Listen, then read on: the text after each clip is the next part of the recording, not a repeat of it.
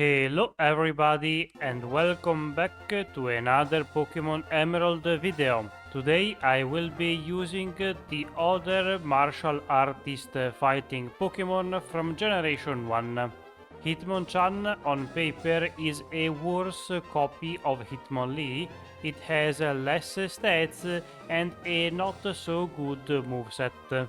So I expect the run to go somewhat similarly, but maybe it's going to be a bit harder. For the rules I will be using this run. I am only allowed to use my starter in combat. I can't use items from my bag in battle.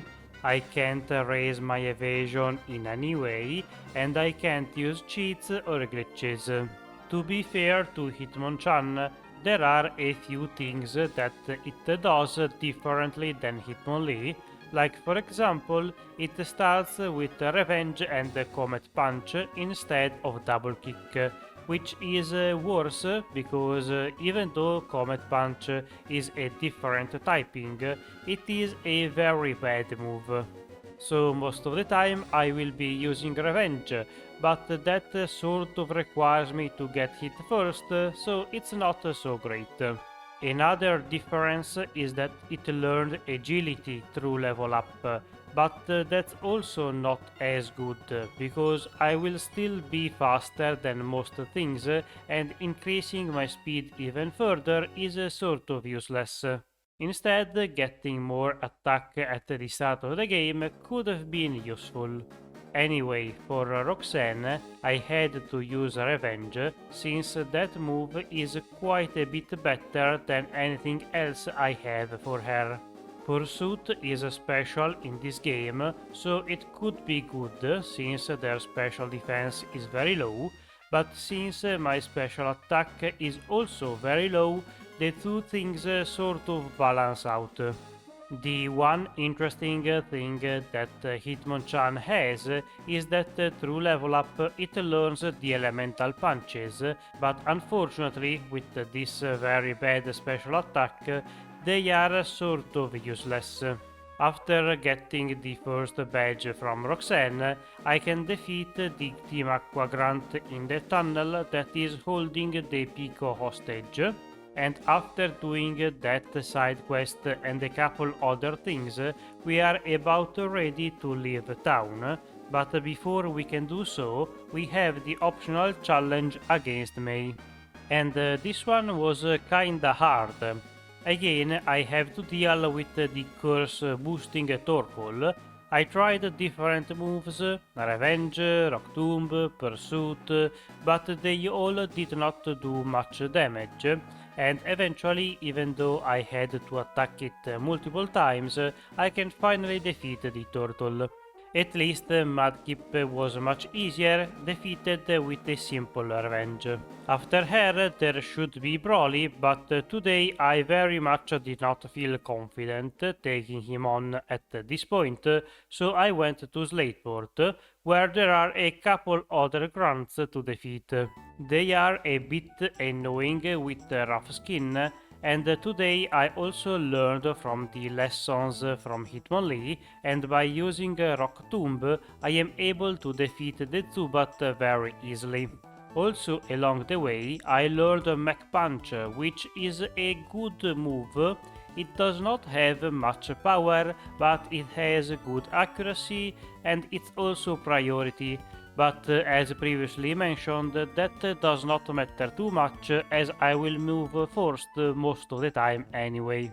Getting back on track, after defeating a couple more trainers, it's time to take on the fight against May. This one is a bit scary because her starter has Bide, but instead she decided to use Mudshot, another good option on her part, but it's not quite enough to defeat me. Once I defeated her too, my level was looking kinda decent, so I decided to backtrack quite a bit and get to Brawly. I still do not have a great move for his team. Sure, Mach Punch works, but it will be resisted by Meditate. and I am sort of worried that if he is able to set up multiple bulk ups, I will not have the damage to defeat him. Boot, Ice Punch, and Pursuit are not going to do much. Fortunately, that situation does not happen, and after trading a couple of hits with Makuhita, I am finally able to defeat it to earn the second badge of the region. Moving on, we can go back to Moville, and after grinding against the trainers there, I felt ready to take down the leader Wattson. The fight against him should be kinda easy.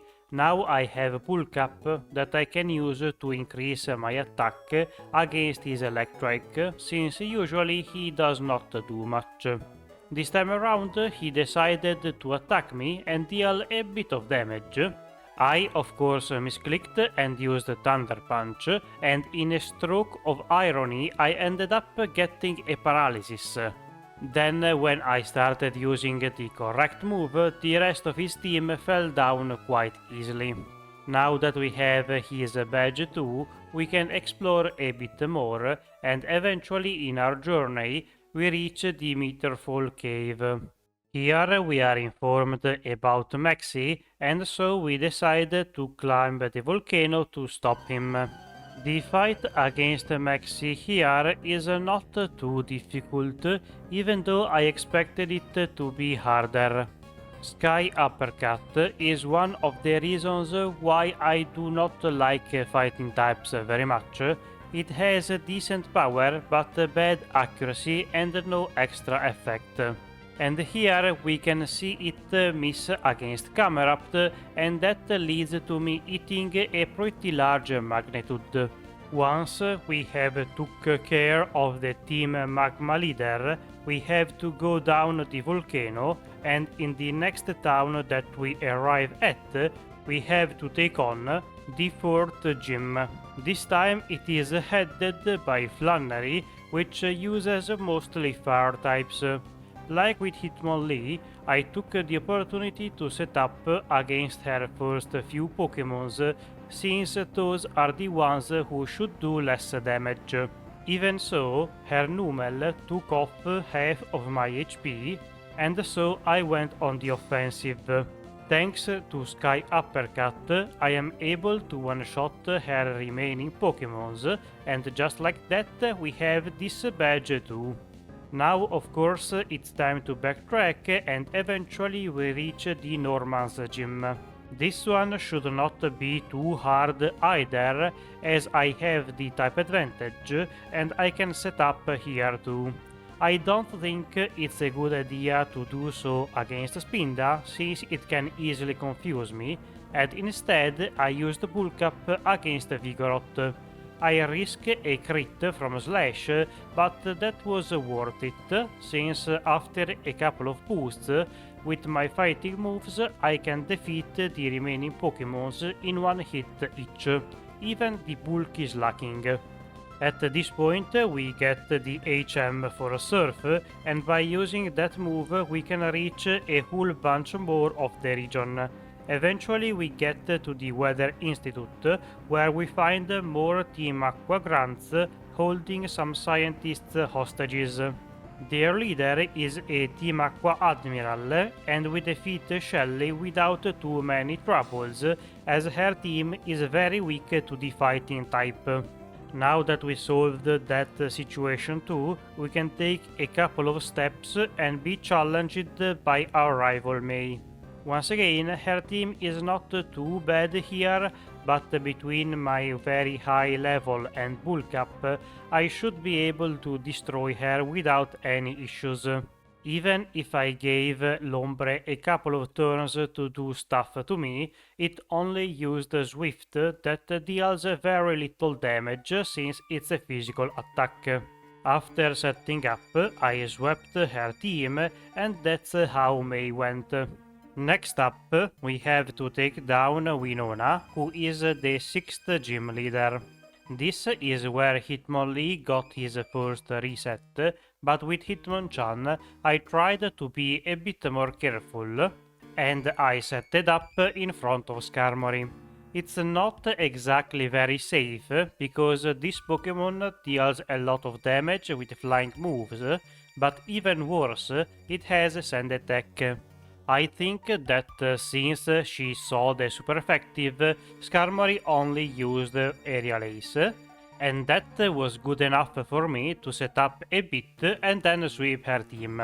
Well, mostly because Altaria somehow manages to survive a hit, but I can use one more bulk up as she heals to then get the one shot. Once we have obtained the flying badge, we have to resume our journey, and our next destination is the town where we can find May standing in front of the mall. Of course, I took her challenge, mostly because she is guarding the substitute HM.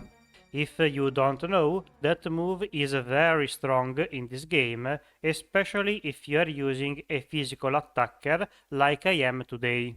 There is not a whole lot to say about her team. It improved a bit, and so it was not a super clean sweep, but eventually I can defeat all of her Pokémons.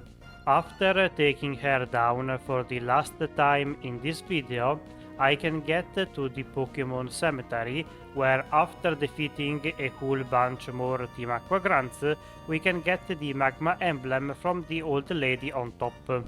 This key item lets us enter the cave where Groudon resides, but unfortunately we arrive just a tad bit too late, as we see Maxi using the wrong orb to awaken the legendary. And since he used the incorrect color, Groudon runs away. The fight itself against Maxi is kinda hard. Once again, Crobat is very dangerous for a fighting type, but this time around he decided to not confuse me, and that is very good, since yeah, I am taking a bunch of damage, but I can also have the opportunity to set up. And thanks to that, I can clean his team without having to reset. Next, we have to do the same thing in the Team Aqua hideout. Here, though, we are only able to find one of their admirals, who is buying enough time for his leader to flee. The fight may not seem that hard at first, but confusion is back, and since I hit myself a couple of times, things do get a bit risky. Not too much so, and so I can defeat this guy too without having to die.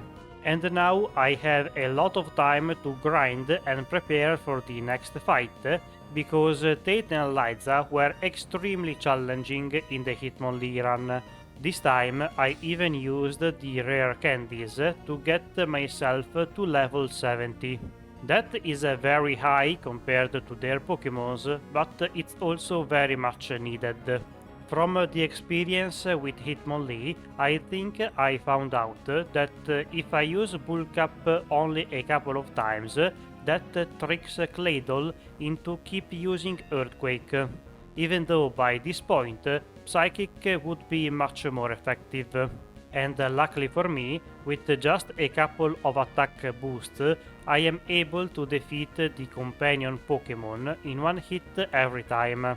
Thanks to all of that, I am just barely able to defeat all of their Pokémons before anybody can switch move and use a Psychic on me. Incredibly, we are able to defeat them in the first attempt. Now that we are done with that, we have to go do the other double fight of the island, where we have to help Steven against the leadership of Team Magma. This fight is not too dangerous, as I have Steven to help me out.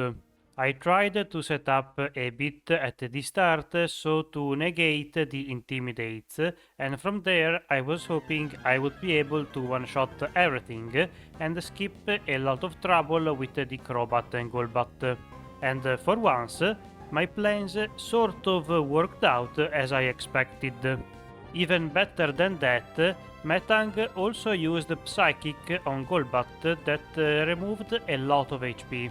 Unfortunately, I still ended up being confused, but since there were only a handful of Pokémons remaining, that would not be enough to stop me. After a pretty flawless victory against them, Steven gives us the Dive HM that we have to use to reach the seafloor cave. Here we reach the sleeping Kyogre before Archie can do so. Much like our previous fight with Maxi, the main problem here is Crobat. This time I also get confused, which is pretty bad, but fortunately I have just barely enough attack to deal with this bat before he can do anything too bad on me. And once that guy is defeated, the remaining Sharpedo cannot do all that much to me. Even though we won the fight, we sort of lost the war, because the orb triggers anyway and wakes up the legendary. With both of them alive, it's a bit of a problem because the weather has become a mess. To put an end to this, we have to go ask Rayquaza for help. Fortunately, the green Eastern Dragon is able to put an end to their fighting without any issues, as he seems to be the leader of this trio. After stopping the Armageddon, we can take on the last gym. This one is headed by Juan, and he mainly uses water types. The fight against him should not be too difficult. I can set up a bit at the start against Latvisk, but this was a bad idea because this Pokémon can often use annoying moves on me. And of course he uses Attract. I do get infatuated a couple of times, but eventually I can snap through and defeat the heart-shaped Pokémon. From there the sweep can begin, since I now have more than enough attack to one-shot everything he has, with Return or Sky Uppercut. I prefer to use the first since it has more accuracy. And now that we have obtained the last of the badges too, we can enter the Victory Road, where we are soon stopped by the secondary rival of the game, Wally. This guy is here for another challenge, and his team is not looking too bad. He has some decent Pokémons, but the thing that worries me the most is the lead Altaria. It can set up and has good super effective moves. Fortunately, I can do the same, and after a little bit I can destroy him with Return. Much like Juan, at this point the fight is sort of over, as I can just outspeed and return everything he has. Or at least that's what it should happen. I missed a Sky Uppercut against Magneton and I got confused. This could have spiraled out of control, but Hitmonchan can get through it and defeat the last of his Pokémons. For the league, I changed up my moveset a little bit. First off, I removed Sky Uppercut. That was my only fighting attack.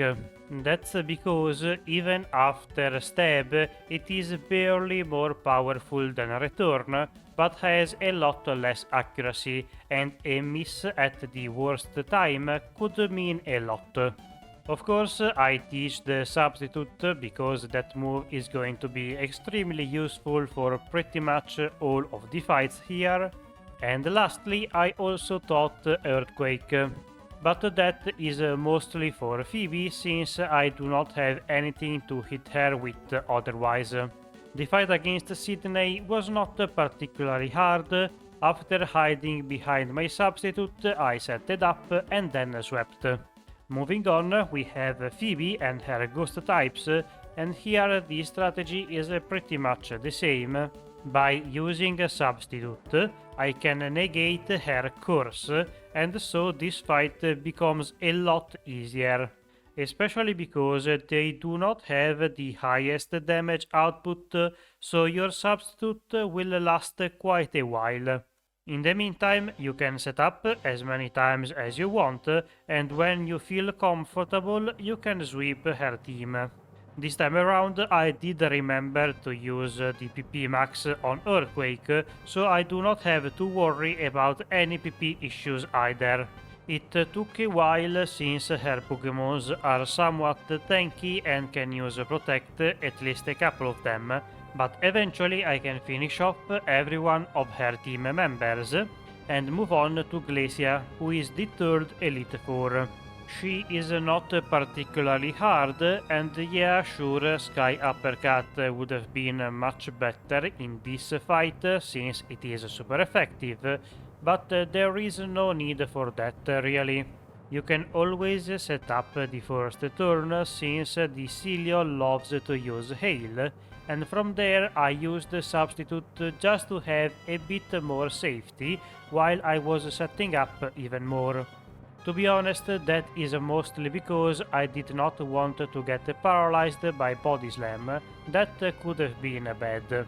With the Substitute keeping me safe, I used Bulk Up a couple more times, and so I got to the point where I was pretty sure I was able to defeat all of her Pokémons. Even if one of them survived, they would have to go through the Substitute first, so there was very little chance she could defeat me. Up next is Drake, the last of the Elite Four and by far the most dangerous. Much like with Hitmonchan, the strategy here is to use Substitute immediately to protect against the speed drops that Sheldon can give you with Rock Tomb. And from there you can set up as many times as you want with Bulk Up until you are ready to sweep his team. His Pokémons are kinda fast, but since Hitmonchan's speed is in the 70s, and with all of the extra levels I should be able to naturally outspeed them. And even if that was not the case, I still have the Substitute alive. As expected, I can move before them, and so they are defeated in one hit before they can attack me back. Not going to lie, I am quite surprised that Hitmonchan was able to get all the way here with 0 resets. Let's see if he can keep the streak going for the last stretch. Wallace is deceptively dangerous. His Pokémons do not seem particularly powerful, but they are quite tanky, so more often than not, you are not going to have enough damage to one-shot them, at least if you don't set up. The problem here was also that Wailord was able to one-shot my Substitute with Double Edge, so he did not give me much time to set up. And also he used Rain Dance, which is particularly bad because Surf is now going to be much more powerful, and also Ludicolo is going to be extremely strong. Fortunately for me, Whiscash messes up and uses Earthquake, which allows my Substitute to live for an extra turn when I can set up. At this point things were looking kinda bad, my HP are very low and I am surely one-shotted by pretty much everything. Since the rain stopped, I took the risk and used another Substitute against Ludicolo since it has 2 non-damaging moves, and with just 3 HP left, I was able to set up the last little bit that I needed. From here it was only a question of moving first, and since his Pokémons are not particularly speedy, I can get the jump on all of the remaining ones and finish off the game with 0 reset in just barely a little bit more time than Hitmonchan. It may have been the experience from the previous run, but Hitmonchan was phenomenal. Definitely surpassed my highest expectations. Thank you for watching. If you enjoyed the video, leave a like, subscribe, ring the bell, and all of that YouTube stuff. If you have any comments, video ideas, feedback, or anything like that, leave it down in the comments, and I'll see you next week. Bye!